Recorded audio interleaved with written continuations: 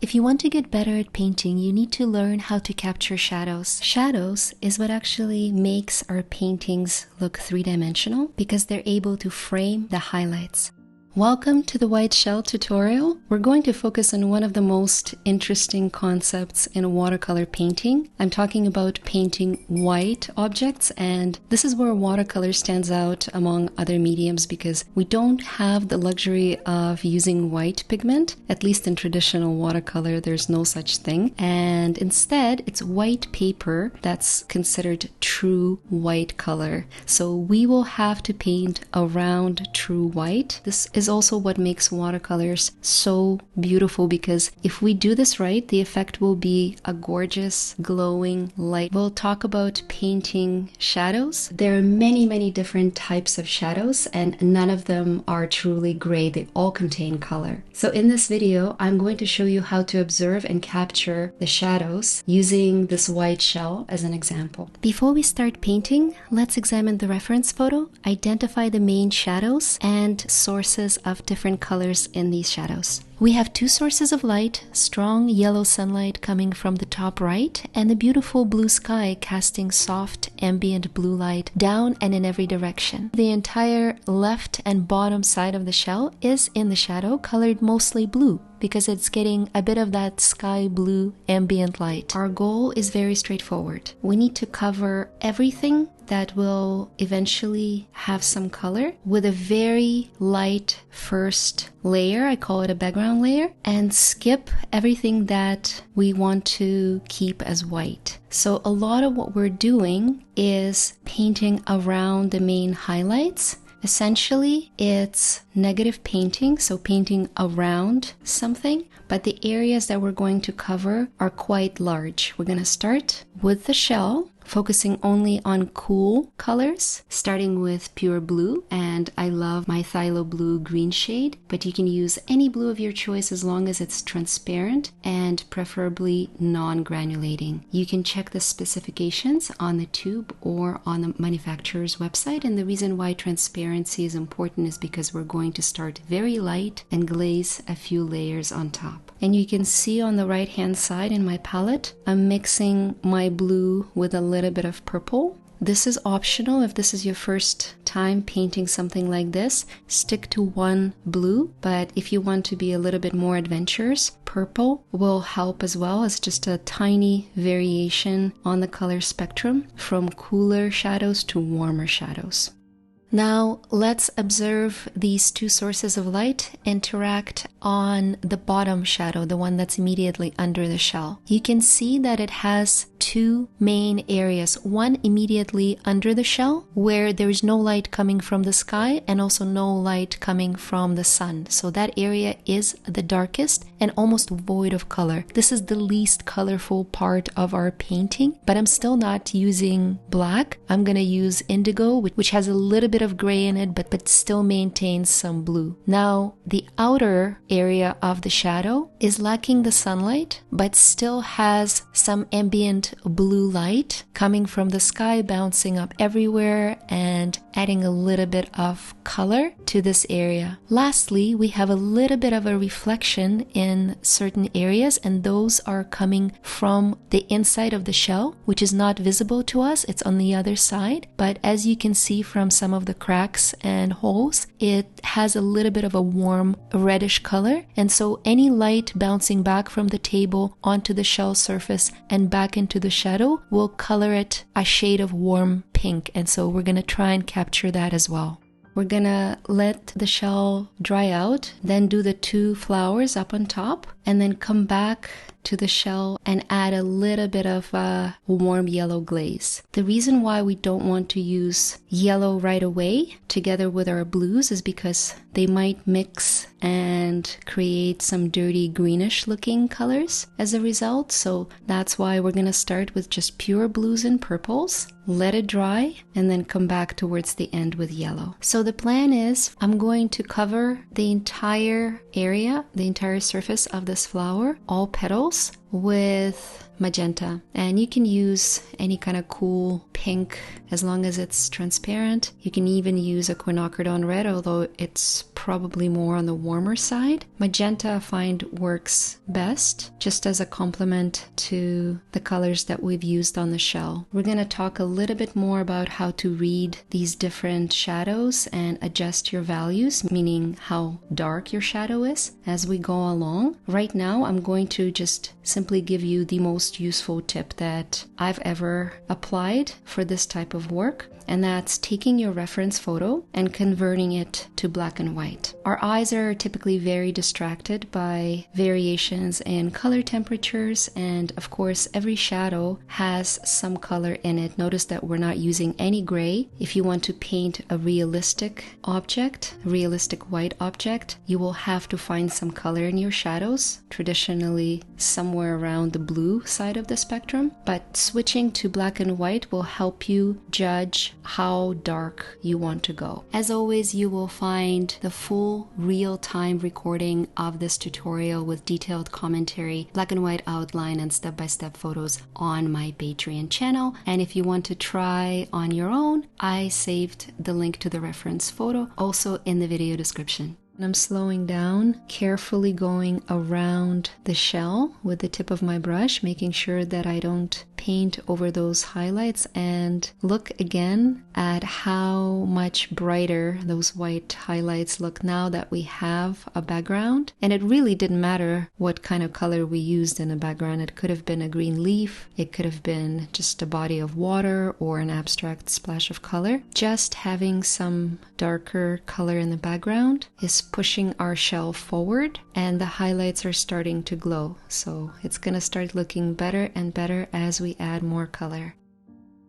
Now notice the warm yellows in the shadow that appear at the bottom. That's our yellow sunlight falling down and bouncing back from the table, coloring only a part of the blue shadow with a warm yellowish orangey glow. And I'm gonna start from the left, as I tend to do because I'm right-handed. It doesn't really matter, the sequence is not important. You can start from the right, but you'll see me go left to right here. And I'm gonna start from the bottom and push my yellow a little bit higher into some of other areas up on top. But for the most part, notice that our glow, our yellow hue, is concentrated at the bottom of the shell. And the reason for this is it's a reflection. So the large shadow that we've painted in the first layer is getting a little bit diluted by warm reflections from the surface that the shell is resting on. And it was important, as I mentioned in the beginning, to not attempt this yellow glow at the same time as we were painting the base blue shadow, because it's very easy to make it look muddy when both colors are wet. So now that our blue and purple is completely dry, we can safely glaze the yellow and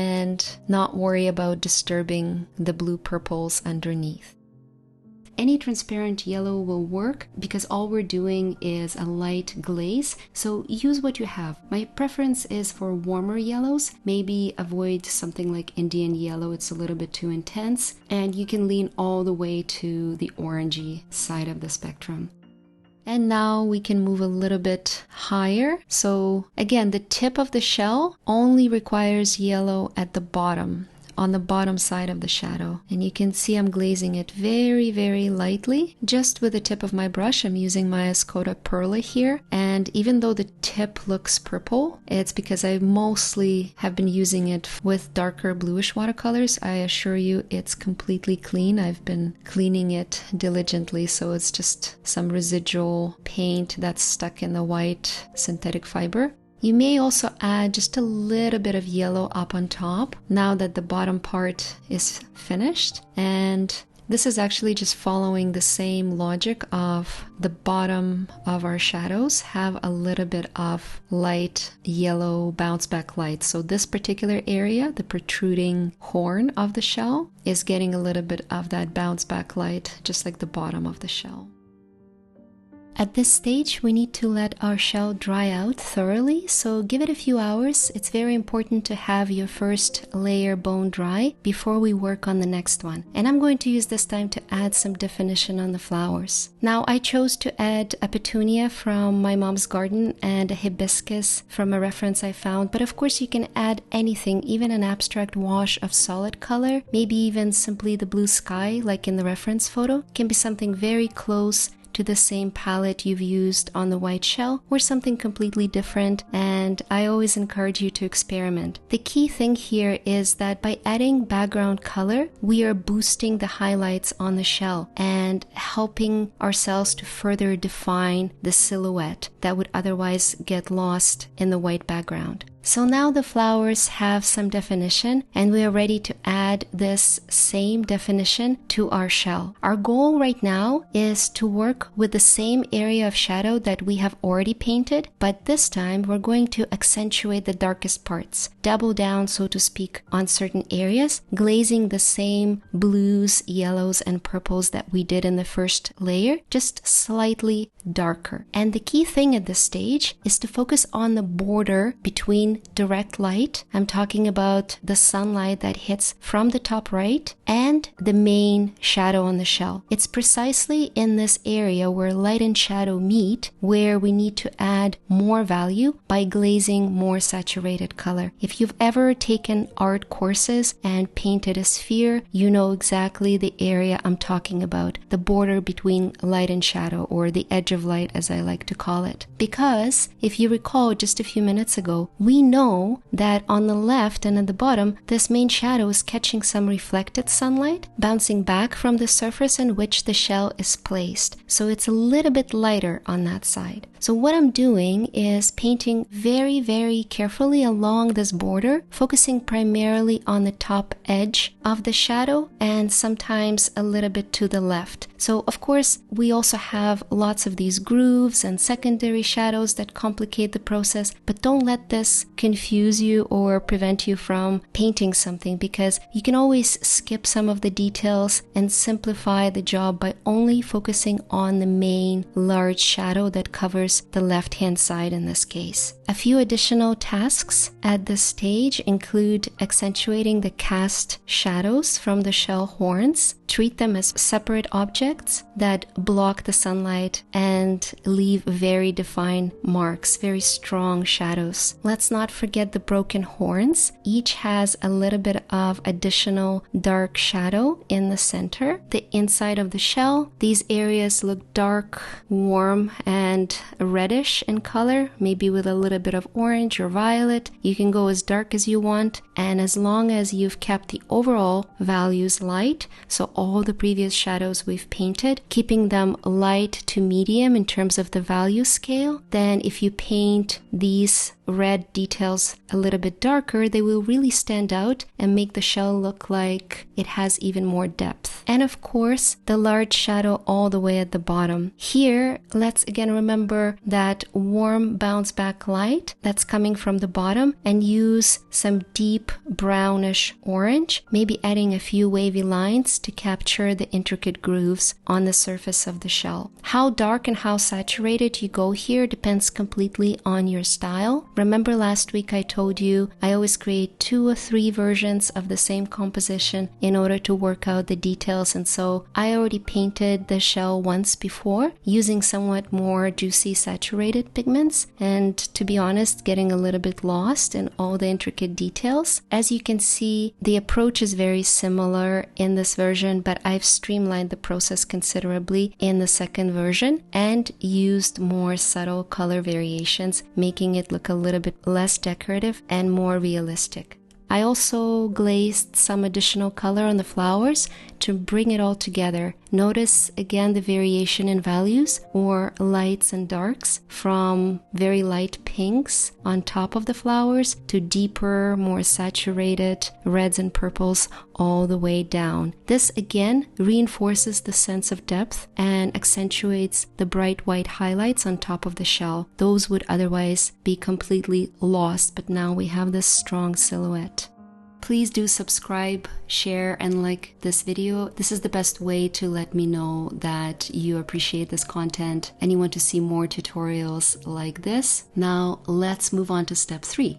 In our last step, or the third layer of color, we have the easiest and most creative part of the job. So take a look at how far we've come and use this as an opportunity to add some dark details to really accentuate the elements you like. I recommend always focusing on the elements that are closest to you. This way, by adding more contrast, you will be able to add more visual interest. Bring these elements closer to your audience by accentuating the shadows and adding a better sense of dimension to your work.